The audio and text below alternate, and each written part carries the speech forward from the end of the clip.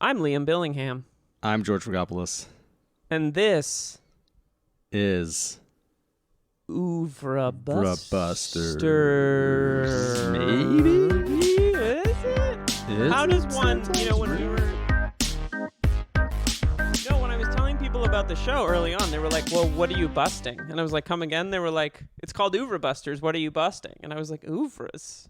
There's never a day though that I don't regret the name of our podcast. Really? I like our podcast name. What do you think would be better? Watching movies with dudes. Nice. I like that. Nice. Speaking of watching movies, we watched We watched two. You know what? We do have a tagline that we never say, which is Oeuvre Busters, deep dives by dialectical dudes. See? And in the interest of being dialectical, we're going to talk about two movies today. And we're going to move through the entire process of a thesis, antithesis, and eventually an all-encompassing synthesis. Oh, nice. People are if you're still listening, stop now. George, what movies are we talking about today? So we're talking about two films, Liam. We are talking about Snow Trail, which is the first film that Toshiro Mifune stars in, and with the screenplay by Akira Kurosawa. And Correct. then we're talking Directed about... by Sankichi Taniguchi. Have you seen any of his other films, by the way? Nope, I have not. This was my first Taniguchi movie. Uh-huh. And we are then going to discuss Sanshiro Sugata, which is Kurosawa's first film from 1943. Snow Trail is from 1947. Yeah, you kind of started with the second movie, which I thought was kind of a Bush League move, but that's how fine. I roll. We'll just take it from there. Yeah, Sanshiro Sugata, also called Judo Saga, which was, the first film that Kurosawa directed. So here's what I propose. I think before so the first film stars, since this series is about Mifune and Kurosawa, we should start by talking a little bit about the facts. We should talk about the elephant in the room, the elephant being Susumu Fujita, who is the star of Sanshiro Sugata. Yes. I thought you meant Babar. Babar, yeah. Let's talk about it's weird that he's in your... Wait a minute, is that Babar behind you? Babar's been canceled, by the way, of course. Why? It's like an allegory for like French colonialism. Am I the first one telling you this? I mean, I haven't, believe it or not, I haven't thought about Babar that much in the past 20. I've got other things going on. I have a podcast listened to dozens of people. Dozens of people. Now that I've solved the Grimace conundrum, I'm moving on to the Babar. I need to see. Okay, let's not go down the Grimace road. So real quick, I was last night after we recorded an episode yesterday. I went online and I was reading Toshiro Mifune's obituary from the New York Times. Toshiro Mifune died in 1997. The obituary was published on Christmas, so he died right around Christmas. And it's worth reading. It's an interesting little thing. And there's something in it that I thought I would read real quickly, and I thought it might be an interesting thing to think about as we talk about this and every other movie. Japanese cinema, obviously, like every cinema, has some roots in its theater, and there is this interesting sort of thing in kabuki theater, which is a sort of classical Japanese style. And I thought I'd read this quote because it made me think about it a little bit. This is about Mifune. His screen persona had deep roots in classical Japanese drama. It was a cinematic expression of a long-standing dramatic figure known as the tateyaku, a heroic leading man emerging from medieval samurai tales and epic military romances. In contrast to the Nimaami, a more soft-spoken and romantic hero, the tateyaku is courageous, iron-willed, and self-sacrificing.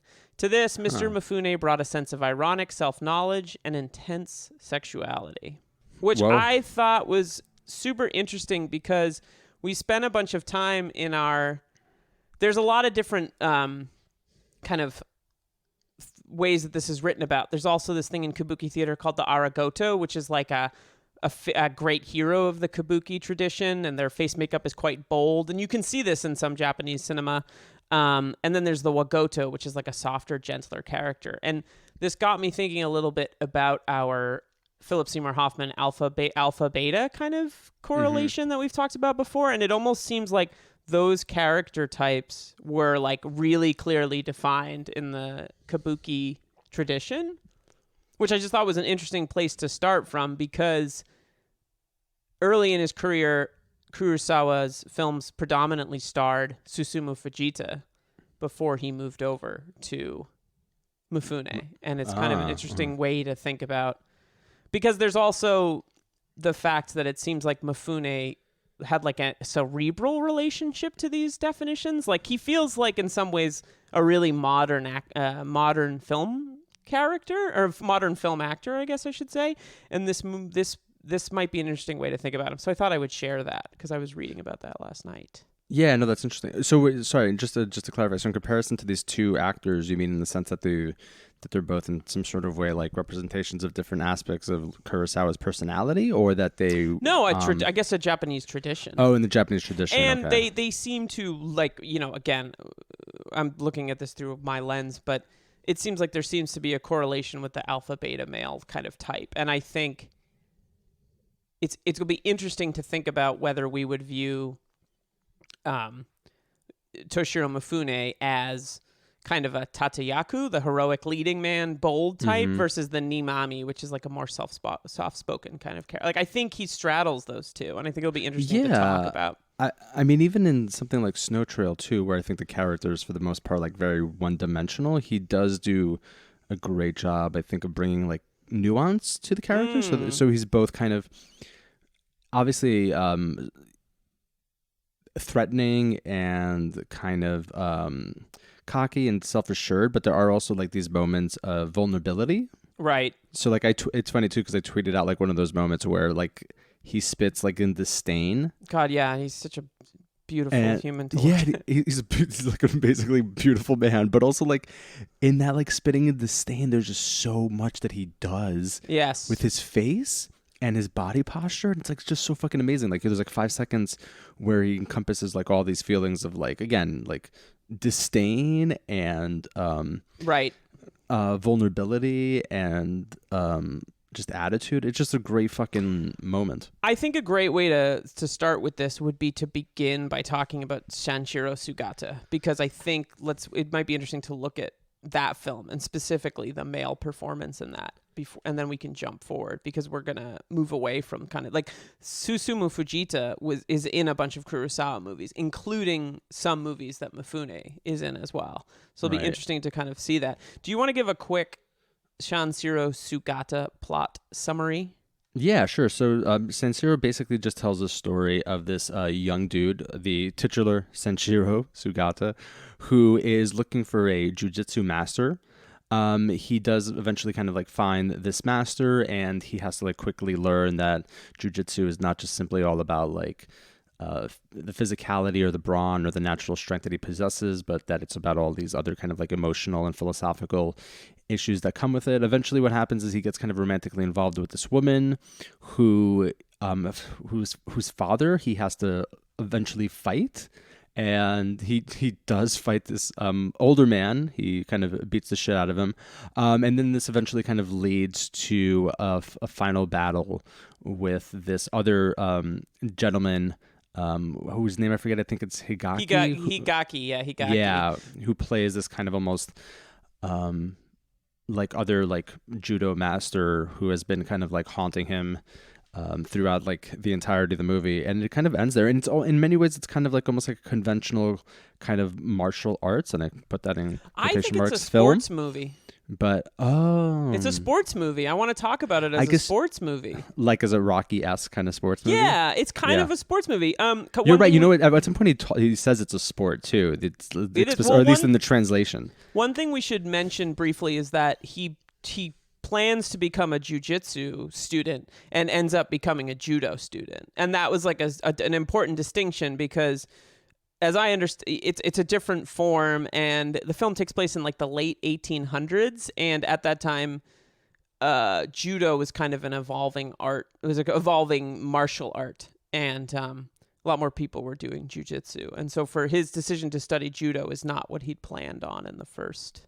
Right, yeah, there is an interesting kind of, at least kind of tension, it seems, between like more traditional forms and I guess more like modern forms. Like And the film is like attempting to make a commentary on that. I mean, the other thing also is like this film was made in 1943, so the war's still going on. Yes. So I mean, it's fascinating, I think, just to think about it in those kind of contexts. And there was a sequel which I didn't see. Part 2. Yeah, I am interested in seeing it, but also in that film, interestingly enough, and this is only from the Criterion thumbnail, apparently he fights Americans. I've heard that. Yeah, I did not get a chance to watch it. Couple quick things about this. It was directed by Akira Kurosawa. Is his first film, so the way that things worked in Japan around this time, which is different from the U.S., though there were maybe more similarities then, is you would be an assistant director was kind of was what you started as in the system, and you'd kind of do whatever you had to do. Assistant directors in the U.S. function more as like, let's say like not producers, but have sort of very specific tasks. Assistant directors in Japan in the 30s and 40s would like do whatever the director, even some directing and stuff.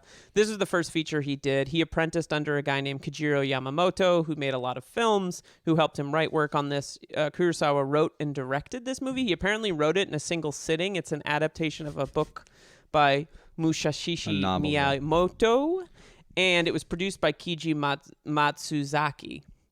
The cast, Susumu Fujita as Sanshiro Sugata, Denjiro Okochi as Shigeru Yano. Shigeru Yano is the judo master that he studies underneath. Yukiko Todoroki as Sayu Morai. Sayu Morai is the daughter of Hansuki Morai, who's the older man that Sanshiro Sugata has to fight in this sort of regional competition.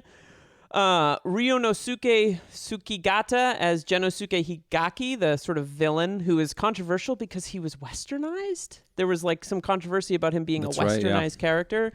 And Kokuten Kodo is the priest, which is interesting because Kokuten Kodo plays the priest, the Buddhist priest in this film, but also plays the grandfather in Snow Trail. It's the same actor. Yeah. And he's in, if you go back and watch Kurosawa films, he's in like a ton of them. He always plays like the old guy. And then last but not least, another actor who's in both films, the great Takashi Shimura as Hansuki Mirai. A Kurosawa mainstay. Yeah, we're going to be talking about him as much as we're going to be talking about Mifune. He made more films with Mifune than he made with Kurosawa. It's just funny because I was thinking about, like, at some point yesterday, I was also like, oh, wait, we could just do an entire season about him in relationship to Kurosawa. Yeah, I mean, Kurosawa he's in everything, and I think he's equally as important. So there's 17 minutes of this movie that are missing. There are, yeah. And it feels, when you're at a certain point, you're like, who's that person in this movie? Is that what all like the interstitials titles are about? Yeah, they were there to fill in the gaps. But there's a woman who appears who's the daughter of another guy, and it's a little confusing in terms of the story. I wonder if the movie would be better without those titles, if it were a little more elliptical. I don't know. I'm sort of mixed on it. Yeah, well, I mean, it is also, I mean, not that obviously this film isn't doing interesting things, but it's also like 1943. This is clearly like meant to be like a piece of entertainment. Right. I guess what I'm saying is like the elliptical kind of stuff that you're asking for seems to be like later Kurosawa, like later more experimental kind of. Well, like I think also they just lost, the print was damaged, so there was no way to get that kind of stuff back. What did you think of the movie? So I enjoyed it. I didn't love it. Mm-hmm. There were parts of it where I was like, I wonder what's happening on Twitter. I'm not gonna lie. There were like these few scenes though that were really, to me, powerful and. That to me were like quintessential Kurosawa, and at the very end, like to give like one brief example. So at the very end, when he kills the villain, and you get like these really kind of like interesting. Well, you just get like these almost like panorama shots of like the landscapes and of like these individuals within these fields, and it reminded me a lot of like some of the shots in Ron. Yeah, the kind of moments that stop the forward momentum of the movie. Yeah, but also just kind of the way that he, at least in some of his films, he places like humans within the like the natural landscape. Yeah, to kind of show a certain kind of diminished. There's quality, a lot of insert shots in both of these movies. And I know that Kurosawa was watching dailies of Snow Trail while it was being edited and being like, reshoot, do this. He was like very involved. And, there's definitely not a blanket style to Japanese cinema, but you can see kind of like some of the insert shots and the framings as consistent. Like, I sometimes think that in like the modern kind of way that we think about shooting and filming things, like cuts to objects feel very like obvious. And there's an insert shot of a gun in Snow Trail that I don't know if you remember it. It's like during a tense moment between two characters where you're like, this cut is like motivated but like not motivated within the context of the movie. But I sort of appreciate the way, I think a great example of this in this film is there's a sequence where he wants to imply the passage of time from when when Sugata meets Yano, and he uses a sandal, the movement of a sandal. Yes, I love that. It's beautiful. And the stuff like yeah. that make this movie worth getting through, because you can see kind of his ability to deal with time and the passage of time and stuff like that. And I know liked it. It's very melodramatic, but the scene where he's in the pond and he's just stuck there and he looks over and he sees that flower, and it's this kind of, it's this like beautiful like revelatory moment where he's like, oh, okay, that's what it's about, right? It's about like this kind of the persistence of like this natural force of this thing that kind of like exists beyond the physical. I mean, that was like to me also like very, very Kurosawa-esque. This kind of idea that like we're in the shit, we're in the mire, but there is potentially or occasionally a kind of transcendent beauty in the world that we can sometimes access. Yeah, I think that that's definitely like a key thing to a lot of Kurosawa films, is like the kind of like, you know, this movie's kind of about the testing of someone's zen to some extent. And like, I think we forget that like that has kind of a specific kind of meaning, which is like presence or poise to some extent, the way that I understand it. But like one thing that jumped out to me, and I thought about, believe it or not, while watching this, I thought a little bit about Malcolm X, Spike Lee's film, which I watched recently. And I thought about, have you ever heard this term, you probably have because you're a teacher, Bildungsroman? Yeah, of course. Yeah. Yeah. These are both Bildungsroman. It's a movie, not Snow Trail, but this movie, it's because they're really novels that deals with someone's like spiritual education or like their formative years, right? Yeah, like, good point. Yeah. Is Boyhood a kind of I guess one, or what are the Apu trilogy are kind of examples of that? Like that, this really feels like that to me. It's about like a in this case a man coming into his own and kind of like becoming aware of his own of like his spiritual life or his life to some extent.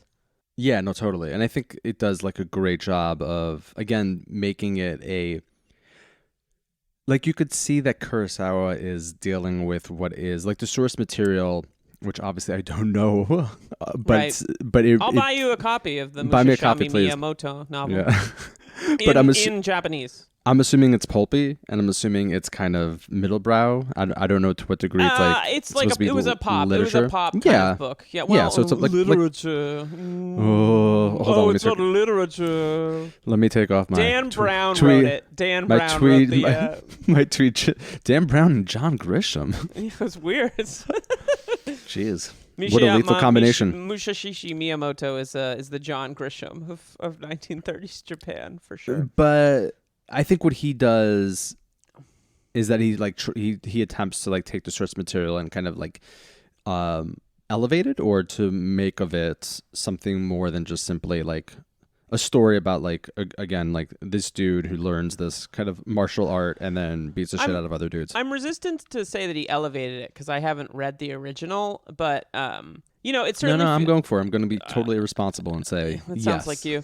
But I do think there's some things about this movie that are truly beautiful. We mentioned the clock thing, and there's also this extended sequence close to the end of the film where Sanshiro and Sayu fall in love. Yes, and they with fall the sandal? in love with the sandal, like through him bringing the sandal back. Yes. And it always takes place in the same scene, and it's a lot of like framing up and down the stairs, and it's like it's so quintessentially, at least to me, it's like it's so modern, and it's one of the most, or let's say almost contemporary.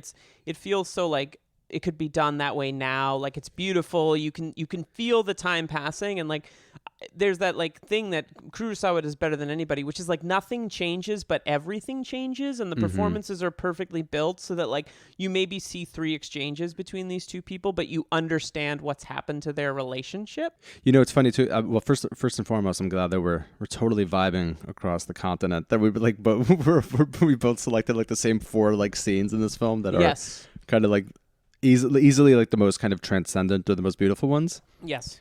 But I didn't think about it before, but I noticed that there's a lot of Kurosawa and Malick too. So where Malick is like really good or interested in kind of uplifting or finding the spiritual in the most kind of mundane or banal moments, or finding beauty where we would not necessarily think to try to find beauty. Yeah, he's patient. Like, this is a very patient movie. Yeah. And I think, so I thought it'd be interesting as we go through and we're looking at these films to think about some of like the thematic ideas or the themes and ideas that we see as consistent across the board. And I jotted down a couple for this one, and I'd be curious to hear like if I'm missing any. So obviously, number one, sandals. Sandals Very are important. a theme. Okay, no, spiritual enlightenment is a big one. Time passing, I feel like that's a big theme. I feel like love is a bit of a theme. And I feel like, I don't know how to express this in a single word, but it feels like Kurosawa movies are about competition, but not competition with the other, but with competition with the self. But there's also and it's so again, there's so much Kurosawa that I haven't seen, but one theme that is apparent to me also is like kind of generational struggle. Tell me more about that. Well, I mean, literally in this film, again, you have like these struggles between, let's say, like two forms of this like school, right? Of thinking and of kind of You mean like jiu-jitsu and judo? Yeah. You also have the fact that, again, that there's this kind of very, again, Freudian thing where the guy beats the shit out of the woman's dad. Right. Oh, that's interesting. If you think about, obviously, Ron and King Lear is about generational struggle. You also have, again, like in Stray Dog, you have that kind of like the tension of like the younger cop who is attempting to kind of like ingratiate himself into the system of law that the older cop is kind of obviously like represents. Same thing with kind of like the Seven Samurai, where Mifune plays like the young brash like dude who's kind of like a bit off like kind of like off the res. He's he doesn't trust samurai. Like he's interesting. Like there's a definite classic kind of like Tateyaku figure in that, which is Mifune, and then there's the opposite of that, which is the younger guy in Seven Samurai. But I think you're right. The sort of student-teacher relationship feels like it's present, or the older-younger dichotomy is present in every Kurosawa movie. It's true in Snow Trail as well. It's there as well, I think, to some extent. I was going to ask, do you feel like... So I mentioned before this was a sports movie. Right. Do you see it as a sports movie? And if so, what do you think the politics of sports movies are? I mean, it depends what you mean by sports movie. Okay, well, the reason I thought of this as a sports movie is because it uses the ground. I mean, it's martial arts, which are obviously a sport, but it uses that, like the movie is as concerned with his like spiritual education as it is with his like physical education to some extent. Mm-hmm. So like, I was thinking a little bit. I mean, sports movies like that we see like. Do you have a favorite sports movie? Ooh, good question. Major League 3. Get the fuck out of here. No, I've just. Oh, geez. I mean, pretty much on the spot. I don't know if I have a face. I mean, like Rocky obviously is great if you consider it kind of like a sports movie. A little down on the Rocky movies, if I'm honest. A little down on them. Well, but that first one, the Great White Hope politics. The first one, the first one's great. Yeah, Come on. Well, I think the first hour of the first one is amazing. I think it's a really I think it's a great movie. I think the second Rocky movie, the first hour of the second Rocky movie is like my favorite Rocky, when he can't get a job and is like totally screwed. I think it's like very exciting. But the idea of like this movie, so I really like one of the things with the sports movie is that it's kind of like there tends to be this glorification of the individual a little bit in those movies. And I, like a classic example would be something like Rudy, where it's like, let's get this kid to play for 2 minutes. And that's like what the whole movie is about, is like Rocky getting on the field. And then there's movies that comment on it. Like one of my favorite sports movies of all time is Any Given Sunday. I love Any Given Sunday because I've never seen it. Oh, you've never seen Any Given? Oh my God, dude, you gotta watch Any Given Sunday. Pacino. I've probably Jamie seen Foxx. that movie 15 times, and I hate football. Bill Bellamy. I know Bill school, Bellamy's in it. I liked it. I liked football kind of. Now I can't watch it, but I love the shit. But that movie is kind of a comment on like sports and capitalism and stuff. Like I think you would like eat that movie for breakfast. That would explain your other podcast, Any Given Podcast. Any Given podcast. Damn it. Where you do Do a minute by minute breakdown of any But given like, Sunday. it seems like this movie is not trying to be a sports film. It's just that it fits within the parlance of how we talk about it, because it is ultimately the biggest thing that this movie that you walk away with in this movie is that after Sanshiro beats Hansuki Mirai, he becomes close to the family. Right. You know, and then he has to beat Higaki later on, who's kind of like, you know, another pupil of Mirai, as I recall. In a battle to the death. Does he kill him? He does, yeah. They make it very clear. It's a battle to the death. But then, like the guy who's like officiating the battle is like, now I don't want to do this because I'm like, you know, these battles shouldn't be for the death to the death. Totally. But I'm gonna kick the shit out of this guy. What do you think of the lead performance? Susumu Fujita. I feel like I feel like he did a good job. I don't know. I was just kind of, maybe it was just my overall just kind of like impression of the film. But I mean, I think he did a good job, like of some sort of way, like carrying himself in a, like this certain kind of imposing physical presence, but not in any kind of, I don't know. It's just, again, the entire film to me felt a little kind of off. He doesn't make much of an impression. He doesn't, yeah. And I gotta wonder if like we had seen this film before we've seen any films with Mifune, if it would be a different conversation, because like he's a little bit. So there's the scene he's just early kind of stiff on in the film where he's like fighting people, and you're watching it and you're like, why? Like he's kind of like stopping this. Like he's kind of like he's learning the skills of judo, but he's just kind of applying it to like stopping these people from like gathering or whatever. Maybe it's because they're not wearing masks. I don't know. But like, there's no clear reason that like he's kind of just brash and ridiculous. And he just doesn't come off like he doesn't. He seems sort of wide-eyed and innocent, and maybe that's the part of the point of it. But like, as an actor, he doesn't. He's very different from Mifune. He doesn't have the level. Totally. Even though Mifune is no thing yet, like he's a little expressionless, and like it's kind of interesting because I was reading about him later as an actor, and essentially there were strikes in the late 40s and early 50s at Toho, and he left the studio and went somewhere else. And when he came back, he couldn't get quite the same roles that he had before, and he ended up doing a lot of military kind of things. And he was this like good-looking ladies' man who ended up doing a ton of parts in military films. And there's a story in the Stuart Galbraith book about how he felt very guilty for playing military figures later on in life. This is interesting. So Yeah. he just doesn't. I mean, he doesn't have the same presence. Yeah, I mean, who is though? You know, me. Like this. Well, yes, I mean, obviously. But you have not, you've hidden your talents from the world when it comes to yourself being on screen. So let's say you're wanting to watch. Do you think this is a must watch for Kurosawa folks, or if you want to of course, because it's his first film, you got it. Yeah, that's true, and you can see a lot of his like other stuff coming up in this movie, and also the fact that I hate talking about films this way, but the fact that it's only like 90 something minutes makes it not. No, it's true. Painful like, to sit through. I was looking at you think of Seven Samurai is long. It's 3:20. Did you see how long Redbeard is? The last one? No, did not. It's 3:05. Can't fucking wait. And apparently it's like novelistic. Like it's a very, very dense. But like, Jesus. All right. Snow Trail. Speaking of films that are not as good. Oh, oof. I would say it's worth a watch. But yeah, let's talk about Snow Trail.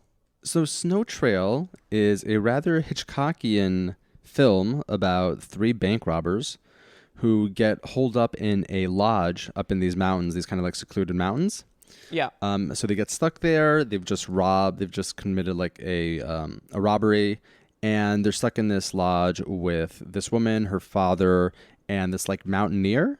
And it's basically just about the tension between the people in the lodge not knowing who their guests are, and the bank robbers obviously like trying to escape and make a getaway. Yeah, I think so. It was directed by Senkichi Taniguchi.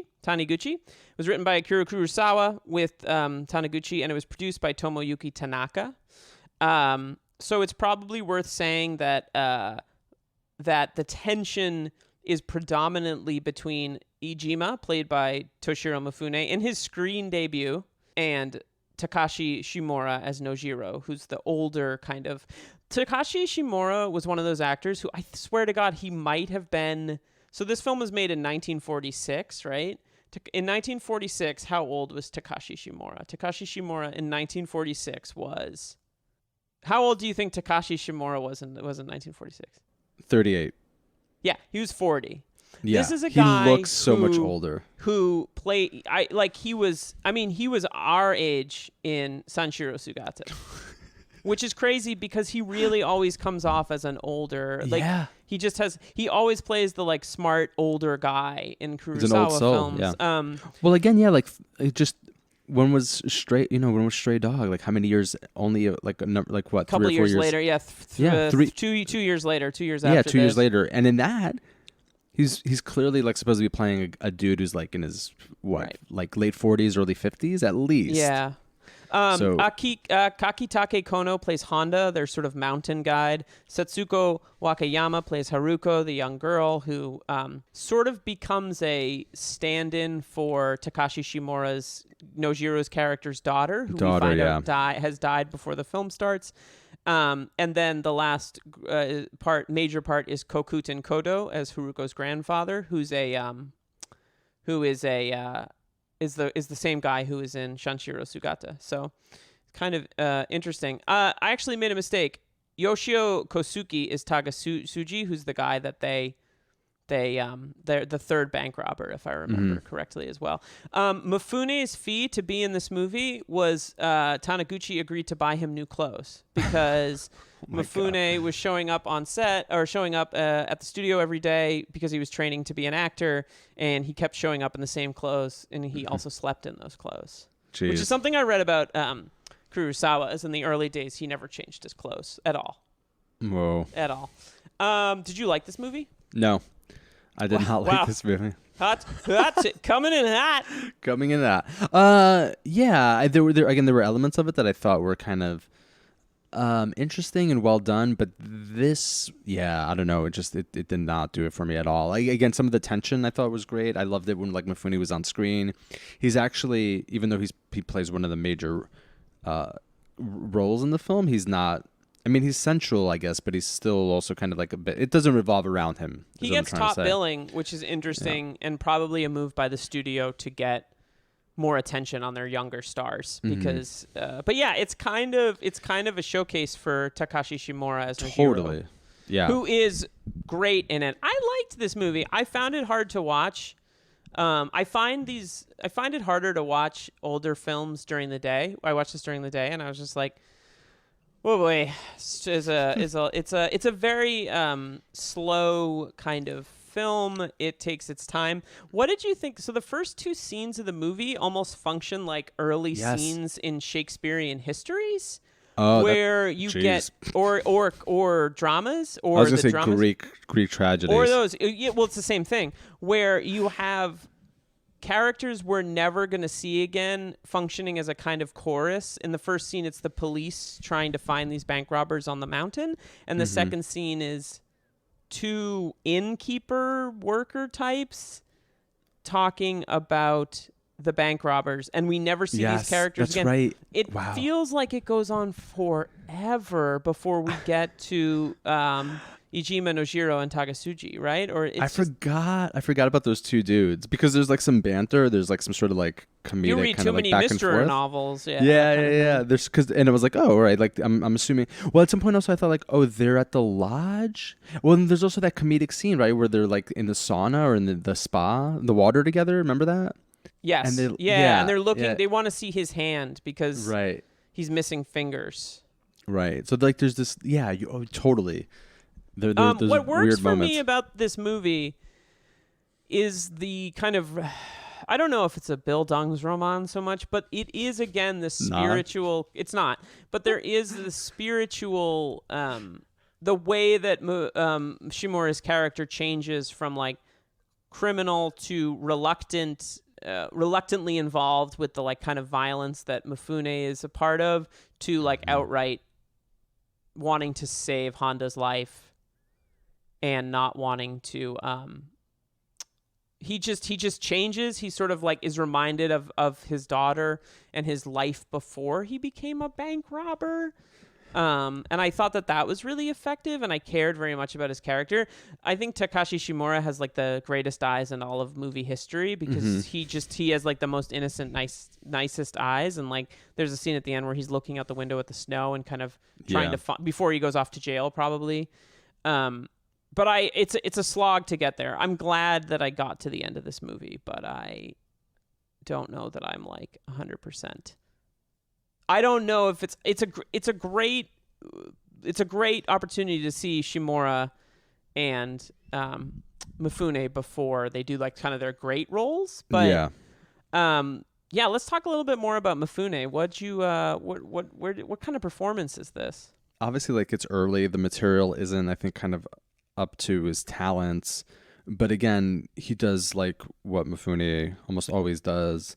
And that he exhibits a variety of different amazing like emotions and amazing different kind of, he brings a lot to a character that isn't really much of a character. See, I don't see it. I actually think it's kind of one-dimensional. Do you really?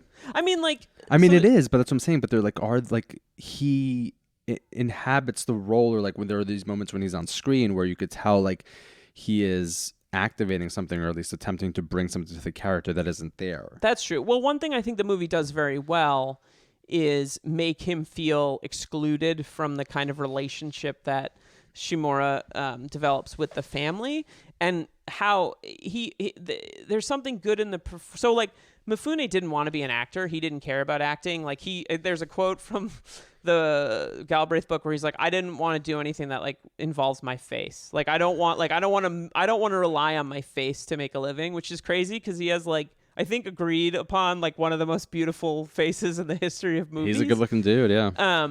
But he didn't want to rely on that. And I think his almost like I don't give a fuck attitude is what made him such a great actor. Mm-hmm. And there's a little bit of, it's almost like I sometimes wonder if like his sort of like I don't care attitude manifests in the movie. He's just very like, whatever, this is ridiculous. Like, I want to get out of here. I don't know why we're with these people. Like, it's just an interesting kind of like very raw performance, but you can sort of, there's something about the character that he's not as maybe as smart as the other people in the movie, or as warm. Mm-hmm. And you can see him playing with the tension of like not really understanding the familial relationships that are going on in the movie, or to some extent the customs relationships, like when he gets angry at the old man for not letting him take the old man for making him take the last shower, and the guy's like, why would I let you take the first shower? You didn't do anything to help. And he just seems like kind of thrown by that. I think is very strong. It's just funny though, because when you compare this to like his role in Stray Dog, where that character like really cares. You know, like he really does. Yeah, he's like so sincerely invested in what he's doing. Whereas again, in so many of his other characters, he's again like this flippant, like arrogant, cocky, like dude. But like in Stray Dog, he like really inhabits like the innocence or the urgency of that like young cop who's like, oh shit, like my career, you know, like I just started being a cop and my career's already over, that kind of thing. Yeah, and I think, you know, it's worth noting that like he doesn't become famous for parts in samurai Edo era films until later. So it feels like here he's playing all contemporary characters. And like in the case of this film, he's kind of playing obviously like an outsider from society in the sense that he's a bank robber and like wants to steal this money. And then you're going to see him in, where he plays a Yakuza in Drunken Angel. And it's like he really does do angst quite well. Whether it's like an angst of professional kind of angst where he's concerned about his job, or in the angst that he does in this, which is like a kind of like angry, violent, like sociopathic kind of rage in this character that's really, really interesting. But yeah, it just doesn't, I almost think he's a little bit hamstrung by the material. Completely, totally. Yeah, it doesn't quite get there for me. Though one thing I think is interesting is that I feel like you see shades of Kurosawa's later great film, High and Low, in this. Because in what? In the early procedural scenes.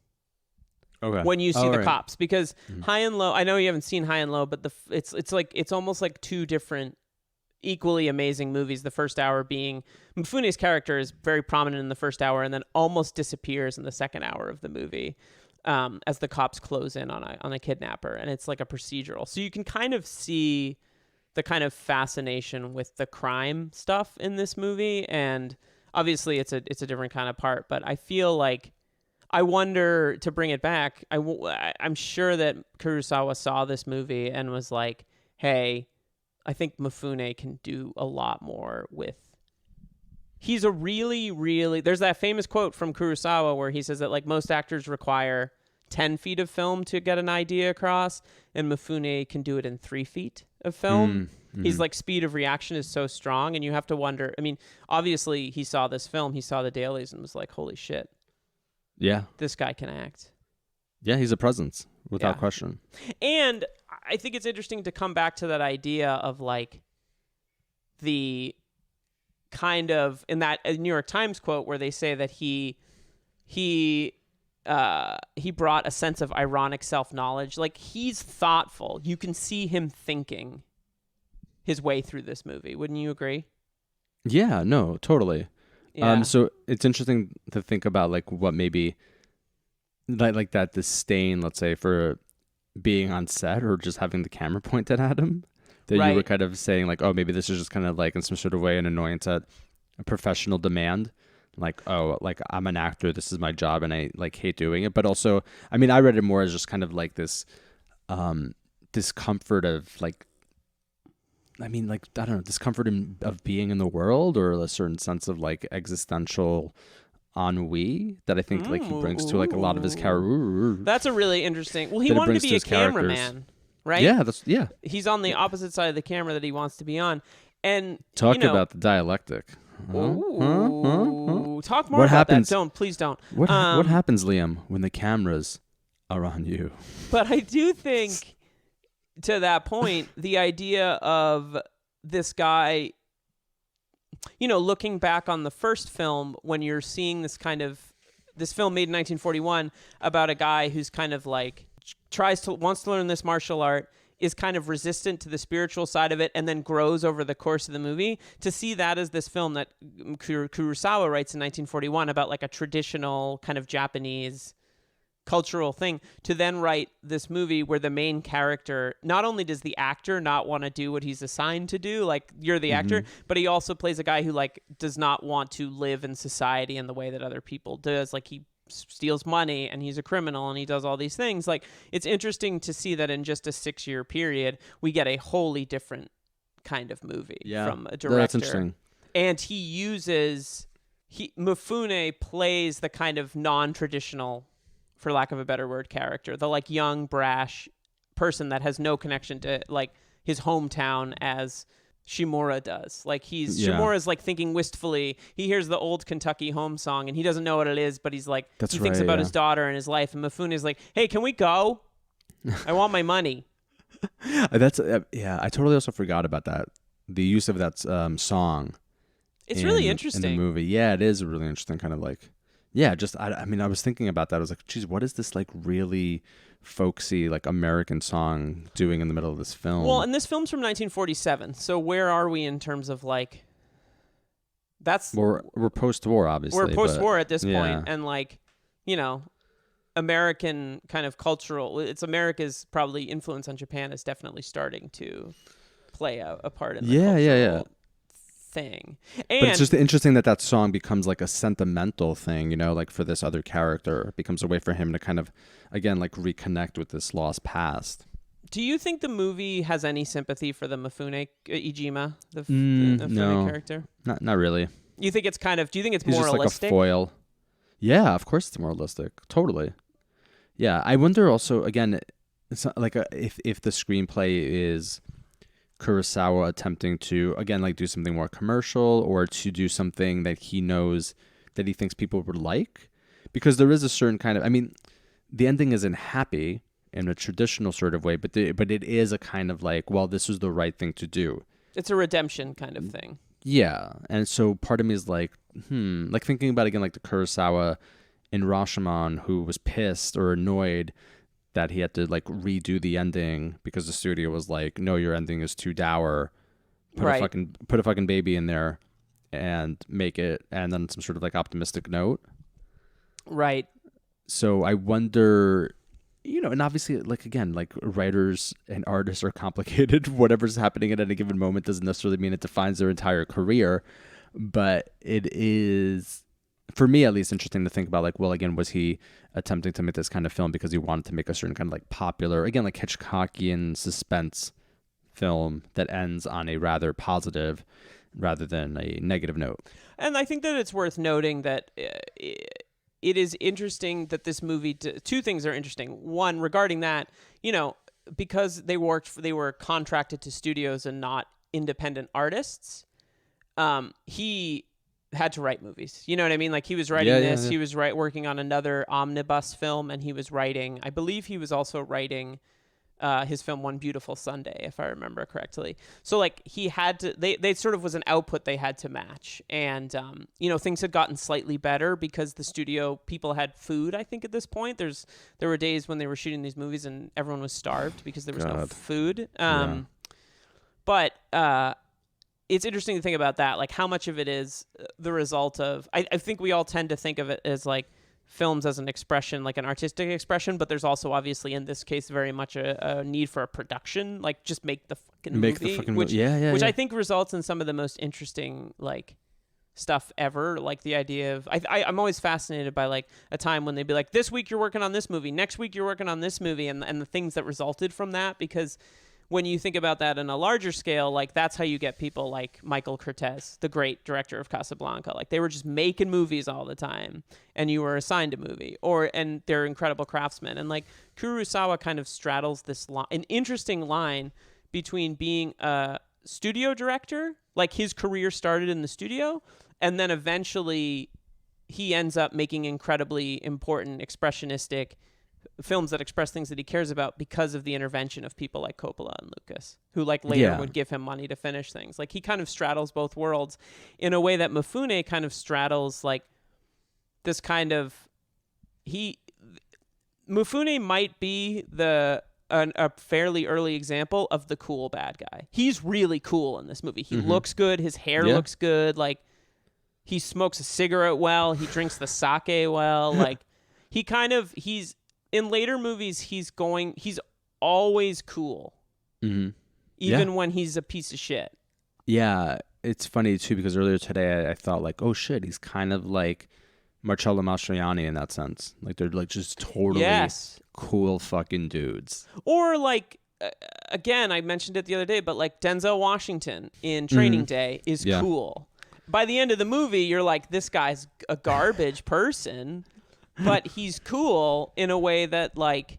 He's a badass, yeah. Susumu Fugata from Sanshiro Sugata, he's never cool. You're kind of like, cool, this guy's like a young guy doing his thing, whatever. Mifune is cool. And part of the reason he's cool is because of the conflicted nature of him as a performer and character. Yes. And it's a different... Like, you could tell that the one actor... Like, it's interesting, right, to think about, like, well, what is... Like, what is acting, I guess, but, like, not thinking or not being really self-conscious of the fact that the camera is on you. But, like, it's interesting then maybe to think about, like, Mifune in a sense of, like, no, he's cool as shit because, like, he knows the camera's on him and he, like, could care less, or that he's, like, annoyed by that fact. And that becomes, like, something that he performs. Right. It's a really interesting thing about acting. Like, no, I think most good... for an actor to forget there's a camera on them is insane, because you have to hit marks and you have to hit beat. Like there's the technical knowledge of it, and there's also the fact that like you have to learn to play to it. And Mifune seems to be like both really good at that, but also maybe disinterested because he didn't want to be an actor. Right. So he gets away with stuff. Like he's got that 1,000-yard stare in like a lot of his movies where you're just like, if Toshiro Mifune looked at me that way, I'd be like, oh God. But so I always picture him at his audition for Toho sitting there and staring at the judges, so to speak, and they must have been like, is this guy gonna murder us? So it feels like he's very kind of modern in the sense that like he's like a classically good-looking, long-haired dude and we're seeing him in traditional clothes, and so much of the images we see of like Japanese films in the West is like people in samurai outfits fighting with swords in a field. And like there's something really interesting about how the first 4 movies we see him in, I guess 2 or 3, he's playing like a modern figure who's kind of conflicted about the world. Modern.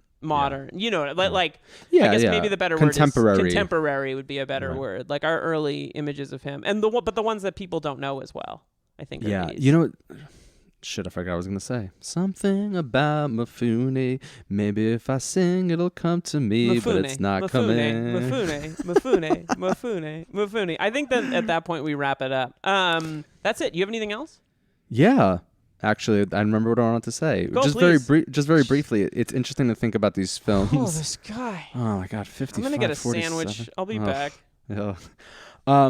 Just as experiments or exercises in genre. That's what I wanted to say. So think about it again. Kurosawa is like a craftsman, is like working within this kind of like again, you're just making movies, you're working on them as like products, or you're just kind of like turning them out. But thinking about them as like, again, exercises in certain kind of genres, I think is interesting, because obviously I think like the generic stuff will become more prevalent later on. So like obviously like noir, like more like traditional like samurai films.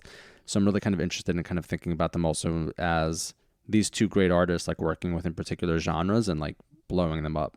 Yeah, I mean, I think he had a pretty profound influence on filmmakers who wanted to make genre films later on, but do something else with them. I think, I mean, it's an obvious example, but I think like Spielberg is a totally good example of a guy who can make any type of movie, but always brings that like personal edge to it, no matter how you might feel about some of his movies. Jaws too, Bildungsroman about the shark. About that's Bruce right, Shark. the shark at the beginning. Yeah. The shark shows up in the water and he's like, "I want to learn to swim," and they're like, "No, you're gonna learn to bite." I don't know. What am I? And they're like, "You're a shark." Why am I cursed with this thirst for human blood? That movie really did a disservice to sharks. Of course it did. Are you kidding me? It was like No, it did. It was horrible. I feel bad for sharks. Yeah. I hope they win that lawsuit against Spielberg. Actually, I'm rooting for them. Yeah, the Sharks v. Spielberg. Shark Defamation League. You know, he's making a sequel this year, West Side Story, because of the sharks in West Side Story. Oh God. Kill me. Sharks and Jets, baby. Isn't that what it is? I don't know. It's fine. I've never seen West Side Story. Neither have I. But I believe there are sharks and there are jets. Well, this has been the show. Yeah, we're gonna do more. A lot more Akira Kurosawa, and Toshiro Mifune coming your way. Please, you know what I'm gonna try to do? I meant to say this. I'm gonna try to write short reviews of these movies on Letterboxd. So find me on Letterboxd just to.